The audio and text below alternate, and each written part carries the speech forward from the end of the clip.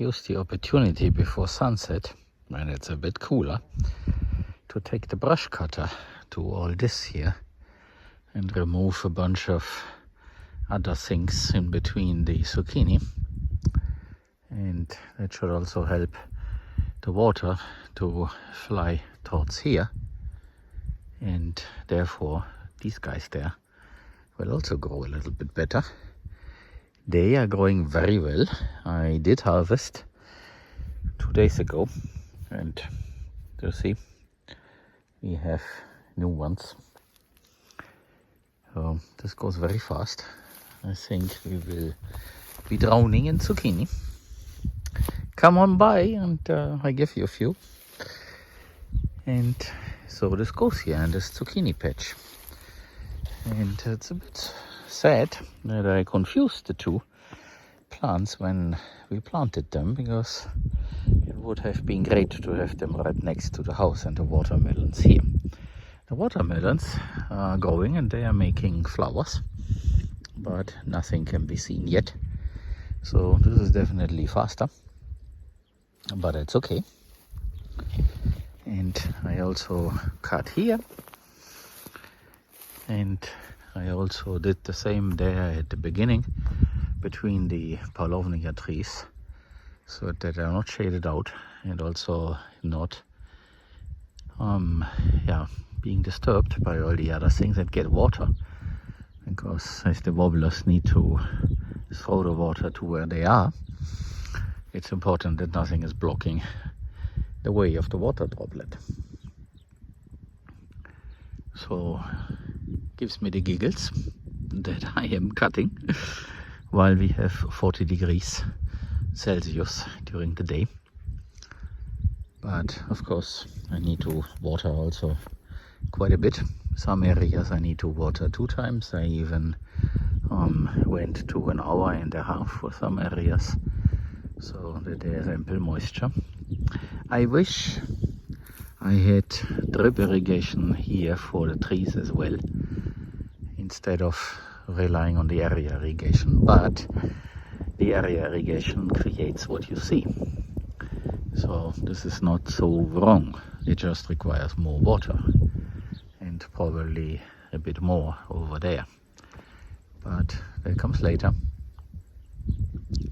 And I certainly have a lot more room here for additional palovnia trees. So the furthest one is there, and the others are there at the entrance. But that's where I want them to block the sun, at least partially. And I will add more and more here. So basically my plan is to fill all the space that you see with palovnia trees, and then gradually chop them down and create a system. So basically here in this area and the adjacent area, that is what I want to do. And yeah, I will certainly not plant any more this year, because the window is closing and it's better that I can establish. And then I continue this a little bit earlier next year, and maybe I hire some help, or maybe there's some volunteers who would like to help, so that we can plant maybe 200 of them, given that there is enough irrigation available. If things go well, then over winter we will also dig another pond there, and with that we will then have enough water to basically redirect the water from there to here, and then we can get this area completely green and covered. But the cover will take 3 years, so that you can see it, and in the 4th year then I think they will be touching their counts each other, and then this area will be completely transformed. Of course it will be a palovnia thing, but like I keep saying, it's not the goal to have palovnias only. They are a biome species, and then I will send them out and add other things in between So this is this LA cropping idea that I want to adopt. And I do this here. And eventually I will extend this to the rest of this area and replicate.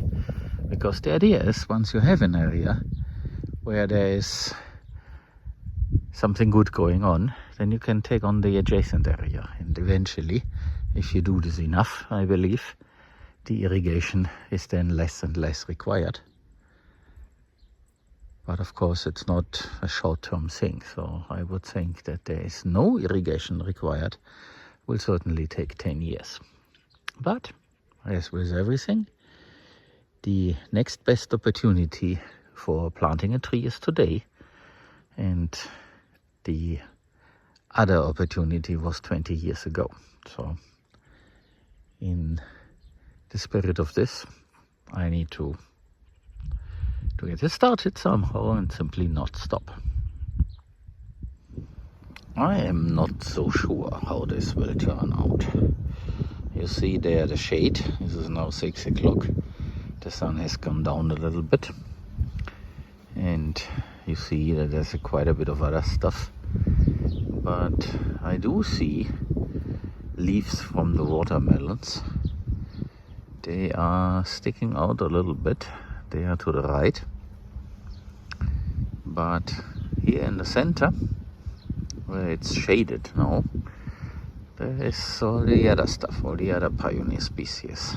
So they might get shaded out, but I see some sticking out there in the back. They're somewhere there. It's those light green leaves. There's also something interesting right here. You see there is some wheat, and below this is watermelon. So they are in between there. Out here we'll certainly have watermelons. There are also some leaves, some flowers coming up, but it takes a while. So this plant is definitely later than the zucchini. And also right here and right there. So we will have watermelons, but it's a bit of a mixed bag, what you see here. And I think next year this patch here is for something that likes more shade, given that the trees are surrounding it. They weren't that tall in the beginning when this patch was sunny, but now that has changed. And you see also over there they are coming up good. And you see the irrigation there in the background. I modified my setup a little bit. I'm now taking the sun elevation into account, and I stop irrigating when the sun gets at 60 degrees, and I continue when it goes below 60 degrees. So right now that means it will start at something like 4 o'clock and stop at 12 o'clock. So in order to avoid the water loss due to evaporation. But I noticed something else, and that is confirmation of what some of you have already said. So when I irrigate, when the sun is very high and very powerful, then I basically drain water from the soil by irrigating. That's very interesting. So the sensor definitely shows a drop in soil moisture while I'm irrigating. And now that I'm doing this in a different way, it shows a positive effect. And also the energy balance in terms of electricity is also better, because the batteries are now full, and this seems to be a better mix. But still, I need more batteries so that I can irrigate truly in the beginning and the end of the day. Someone was asking about the fertilizer, so here you can see it. So that is one, that is the general, and to the left there's the special one. And this has done very good for the citrus tree. Citrus tree there. You can see the lemon. it has made a lot of new leaves, and it's basically over the initial hump that we had. I just used this tool to clean up that lane. Carlotta the goose is eating the grass, but not the other stuff, and I just cut down the other stuff so that she can eat the grasses and the grasses emerge. There is a connection between a forage animal and the vegetation. The more they forage, given the conditions are right, the more vegetation will rise. And so if there is enough light coming in, which was not the case, more grass should emerge. Of course, there's a point when this does not work anymore, but I think one goose should not have such an impact that the grass will disappear. I guess she cannot eat that fast. And after all, there's irrigation, so this area is definitely in good shape for grasses to emerge. And you can see her there spreading her wings in the background. I think I already mentioned that I changed the irrigation pattern, and I am avoiding the sun being above 60 degrees, and therefore this now gets irrigated a little bit later. It is nice and cool right now in comparison to the rest of the day. And so this just finished, and it is now working here on the other part. And that already has a dramatic effect. The sensor that sits there where the zucchini are is reporting already 30% after just 30 minutes. So that has an effect, and it did not happen before. And I guess that is part of the problem, why it did not happen, why this tree is dying. The trunk, the little stem is still green, but the leaves that were looking very good is gone. They are gone, and maybe it comes back, maybe not. But his friend over there is nice and healthy. And if this does not make it, there will be a replacement, and I will probably set the replacement somewhere there so that it's closer to the wobbler. I am getting wet here where I am, and you see the pipe there is also a little bit wet, but it's at the very edge. From there it should be okay, and it's all wet here. But if it evaporates too soon, that was the case, then this does not work. So my fault. I learned something, but then I always have to say we don't have grid power, so that means right now all this is using battery power, and I hope I will not drain the battery too much because it needs to last for the night. This will get improved over time, more solar panels and more battery, but at the moment we have to work with what we have until I can do the next improvement step on that system. It will come, but of course it requires the money, and it's not cheap.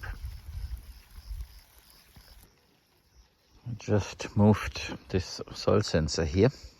Tomorrow I need to put it on a stick, but it is sitting here, and no wonder that the vetiver here is not thriving. This has 4.2% of relative moisture, this area here.